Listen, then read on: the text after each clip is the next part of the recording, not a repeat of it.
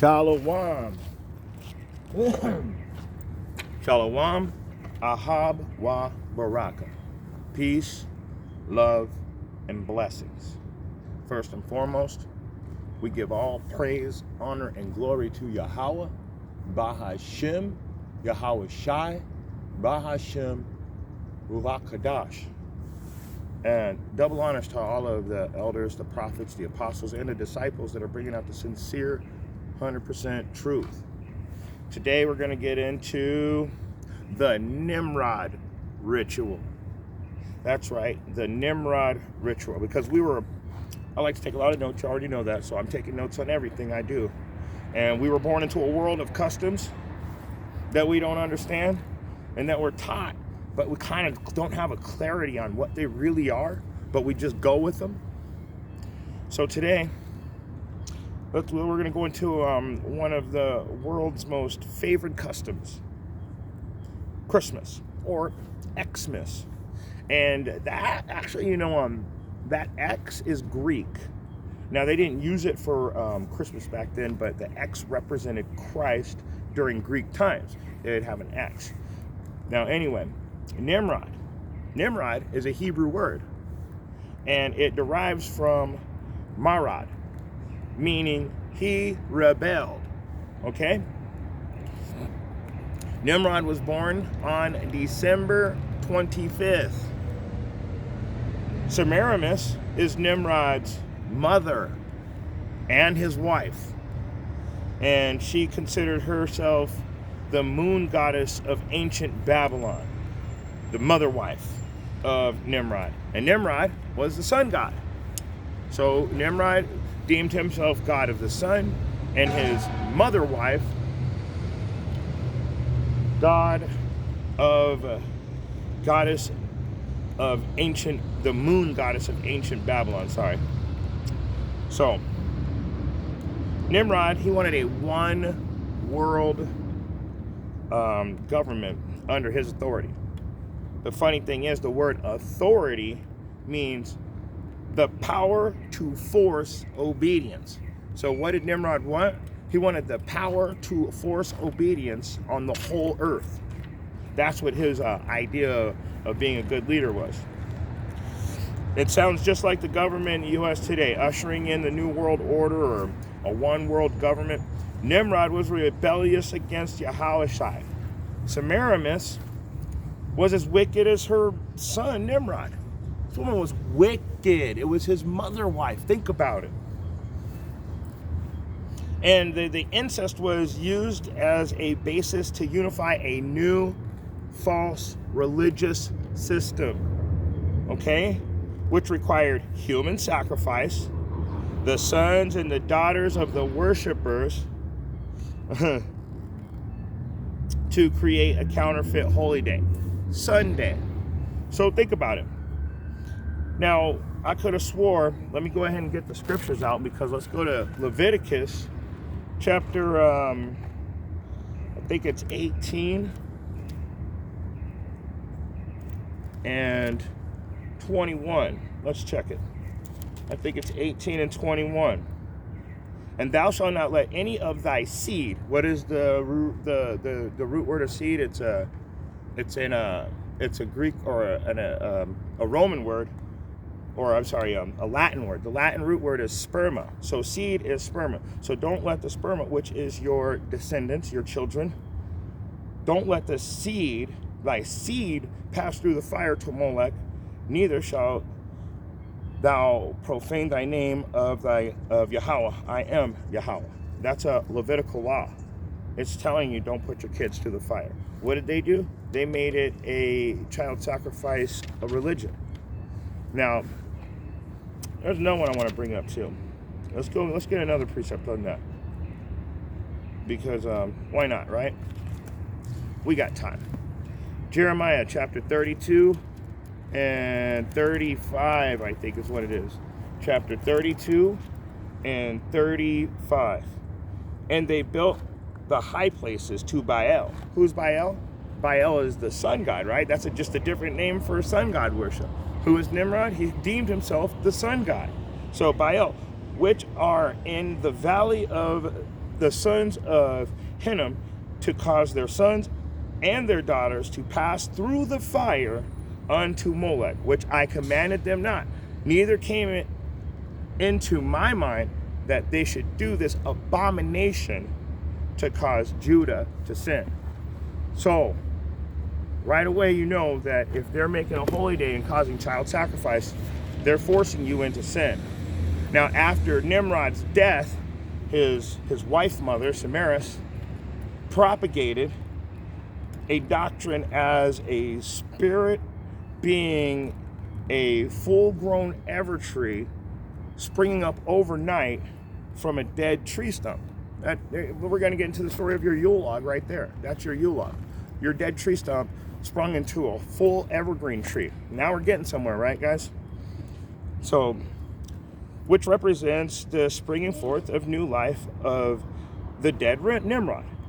And every year, on the anniversary of Nimrod's death, Nimrod would visit the evergreen tree and leave gifts.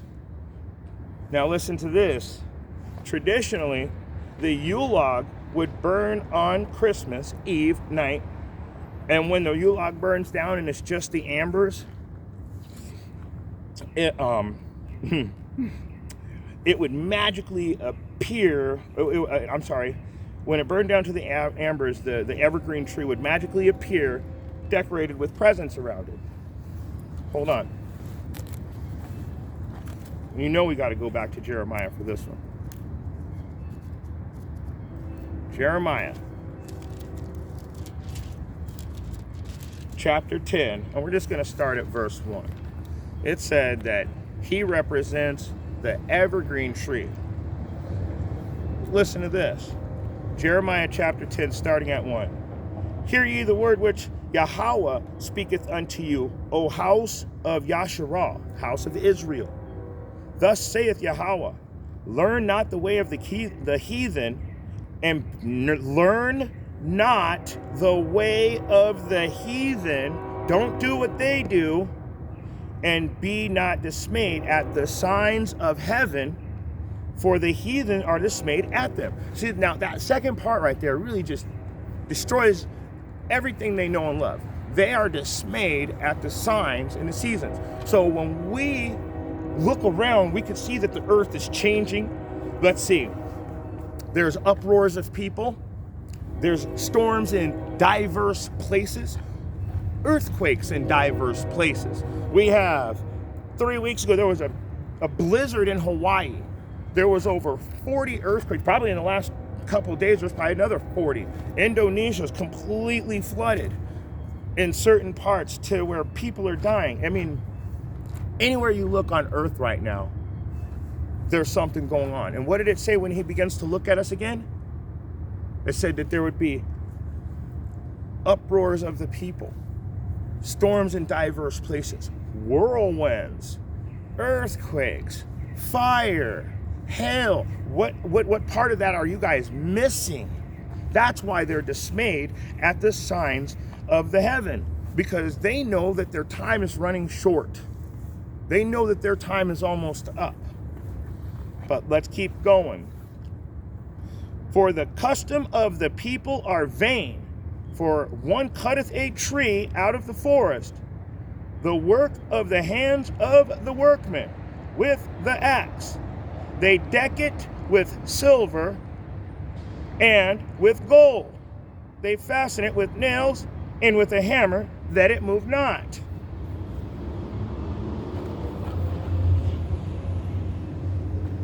It says don't do that. Don't do these things. You know why? This is a representation of Nimrod. This is Nimrod. What do you guys do? You putting this in your house? That's a satanic ritual. And once you plug the damn tree in, you've not only accomplished, you fulfilled your satanic ritual. But let's keep going. Let's keep going. The Yule log represents Nimrod. The evergreen tree represents his resurrection of himself as his son Tammuz. Tammuz, what does that mean? Tammuz means the month of the sin of the golden calf. He was immaculately conceived with the rays of the sun and born on December 25th. Let's go to the book of Ezekiel.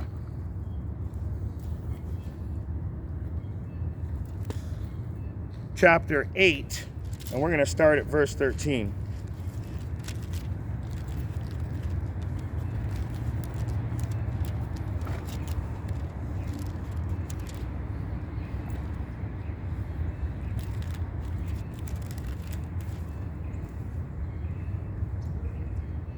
He said also unto me, turn thee yet again, and thou shalt see greater abominations that they do. Then he brought me to the door of the gate of the house of Yahweh, to the door of the gate of Yahweh's house, which was towards the north, and behold, there sat women weeping for Tammuz. So even in the scripture, they were worshiping Nimrod. And guess what? You guys are doing it to this day. You guys are doing it to this day. And it's, what are you going to do? I mean, either you're going to wake up or you weren't meant to wake up. Amos chapter 5, starting at verse 21. I despise your feast days. I will not smell in your solemn assemblies. Though ye offer me burnt offerings and your meat offerings, I will not accept them. Neither will I regard the peace offerings of your fat beasts. Take away from me the noise of thy songs. Oh, Christmas tree, blah, blah, blah, blah, blah, blah, blah. What does it say? Take away from me the noise of thy songs. I will not hear the melody of thy vows, but let judgment rain down as waters and righteousness as a mighty stream. You will be judged. And he ain't trying to hear it. You're just sending up. You are sending this up in his face, and he told you don't do these things. You are sending this up to the Most High, and he said, don't do this. Don't do this. And here you are sending up blessings to, oh, the Most High loves me. I know it. He knows my heart. Yeah, wicked. That's your heart. Your heart is wicked. If you think the Most High knows your heart and you're out celebrating Christmas, you are the wicked. You are the one that is part of the 2/3. Let's see. Let's go to Jeremiah 6. And we're going to go to Jeremiah 6 and 20. To what purpose cometh there to me incense from Sheba, and the sweet cane from a far country? Your burnt offerings are not acceptable, and your sacrifices, and nor your sacrifices sweet unto me. So when you guys are cooking all that food, and you spend all day, and you got the smell going up, and you're doing all your rituals. Our high holy days are not rituals. We have high holy days in the scriptures. And if you ain't keeping those, you don't know about them, today ain't the day I'm going to teach you about them. Today I'm going to teach you how you're a wicked, evil person for celebrating Christmas. Let's just keep going. Let's keep going. Because you out there cooking, you're sending it right up into his face. He already told you. So you think that he wants to smell that stuff? You think he likes that? Man, the Most High going to deal with you people, and you don't care. You don't care. You don't really care. Because if you did care, you'd do something about it. Oh, I'll care the most. Oh, the Lord knows my heart. That's going to be my famous last words. You said the Most High knew your heart. Let's go over to the book of Isaiah, chapter 1. Let's see. Let's go over to the book of Isaiah, chapter 1. Let's start at verse 14. Your new moons and your appointed feasts, my soul hateth. They are a trouble unto me. I am weary to bear them. And when ye spread forth your hands, here we go. Y'all put your hands around the table. You've done spent all day cooking. Let's see what he said. Let's see what the Most High says about it. When you spread forth your hands, I will hide my eyes from you. And when you make many prayers, I will not hear. your hands are full of blood. Your hands are full of blood. And if you're an Israelite celebrating these heathen rituals, I got a little something for you too. You're going to be part of the 2/3, and you ain't going where we're going. But why would these heathens? Why would the natural heathen, the other nations that celebrate these days? Why are their hands full of blood? Why would he say that about them? I'm going to show you a little something about these satanic rituals that they call that they're worshiping to their gods. Their gods. Okay. Let's go to the book of Revelation and start at verse.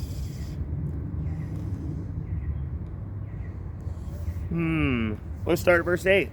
Revelations chapter 11 and verse 8. And their dead bodies shall lie in the street of the great city, which is spiritually called Sodom, legal gay marriage, and Egypt. The word means black, but it's actually related to slavery, where also Yahweh was crucified. And they of the people and kindreds and tongues and nations shall see their dead bodies 3 days and a half, and shall not suffer their dead bodies to be put in graves.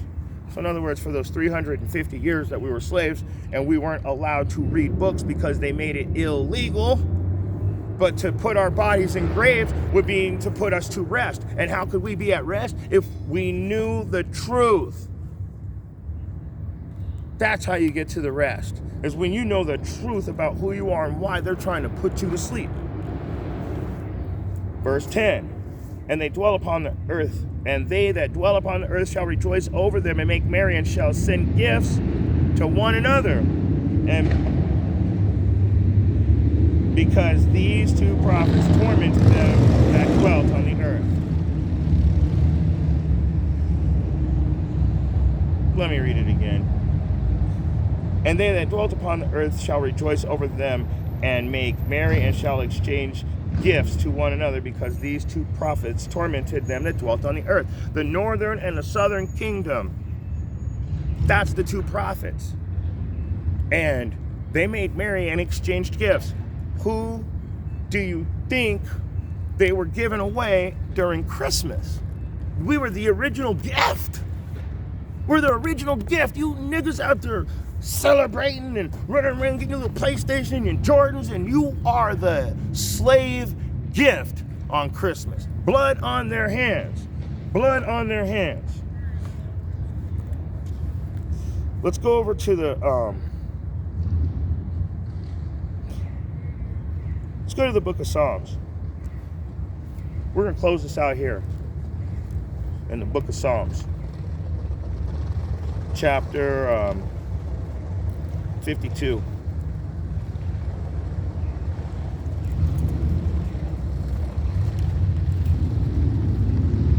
We're gonna start from the top. Why boastest thyself in mischief, O mighty man? The goodness of Yahweh endureth continually. Thy tongue deviseth mischief, like a sharp razor working deceitfully. You guys been putting this shit up since Babylon, and now you calling it Christmas and old Santa Claus and you gonna bring some presents. It's all bullshit. Thy lovest evil more than good, and lying rather than to speak righteousness. In fact, hold on now. Thou lovest all devouring words, O thy deceitful tongue. Man, you know we got to go to Isaiah. You know we got to precept that in Isaiah 30 and 9 and 10. Let's start at verse 8. Now go write it before them in a table and note it in a book, that it may be before the time to come forever and ever, that this is a rebellious people, lying children that will not hear the law of Yahweh, which say to the seers, see not, to the prophets, prophesy not unto us right things, speak unto us smooth things, prophesy deceits. What did that say again? It said, Verse 4, Psalms 52. Thou lovest all devouring words, O thou deceitful tongue. Yahweh shall likewise destroy thee forever. He shall take thee away and pluck thee out of thy dwelling place and root thee out of the land of the living. Salah. The righteous also shall see and fear and shall laugh at him, because this is all coming to an end. I'm hoping that this is the last one. Your lies are over and we're coming back into power. And if you got eyes to see and ears to hear, I hope you were able to get something out of this short message.